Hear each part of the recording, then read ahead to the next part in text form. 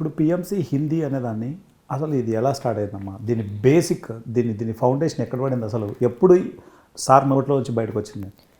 Sir నోట్లోంచి 2010లోనే మేము sir ఇక్కడ వచ్చి ఉన్నారు, మా ఇంట్లో ఉన్నారు, అందరం టీవీ చూస్తున్నాము.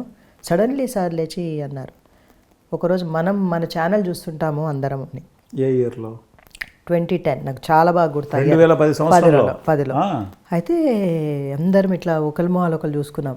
అంటే తర్వాత అందరు కొంత మాస్టర్స్ అన్నారు, కోట్లతో పని, ఆయన ఏదో ఇష్టం ఉండొచ్చు, మనకు 100 మందిని తేలేకపోతున్నాము జనాలని, ఇంత ఛానల్ ఎక్కడ నడిపిస్తాము, ఎవరు చూస్తాడు, చాలా ఖర్చుతో పని అని చెప్పారు, కొట్టిపడేశారు.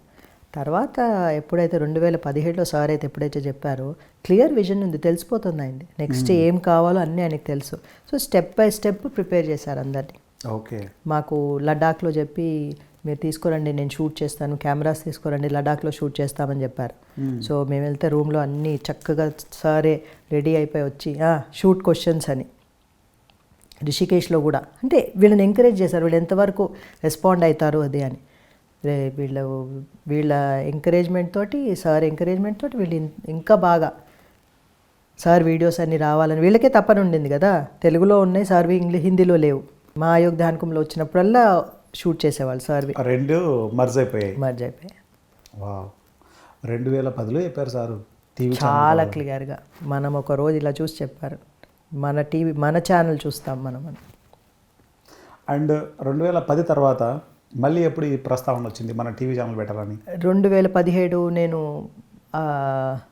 హైదరాబాద్ వచ్చినప్పుడు, ఓకే, ధ్యాన్ జగత్ ఆఫీస్ నుంచి తీసుకెళ్తున్నప్పుడు అప్పుడు ఈజ్ వెరీ క్లియర్, మీకు ఇంకా నెక్స్ట్ ఢిల్లీలో వస్తుంది అని. వావ్, మీకు క్లియర్ అనిపించలేదా? ఆయనే చూస్తారు కదా, మనకి సబ్జెక్ట్ తెలియదు కదా, ఇది ప్రింట్ అంటే ఏదో మ్యాగజైన్ అంటే చూసాము కొంచెమన్నా ఐడియా ఉంది, అసలు ఇది అసలు లేనే లేదు కదా మనకి. ఓకే, సార్ అంత తీసుకోలే. బట్ తర్వాత మెల్లమెల్లగా అర్థమైంది. సో సార్ ప్రణాళిక is very serious about it, అంటే టైం వచ్చింది దానికి అని అనిపించింది.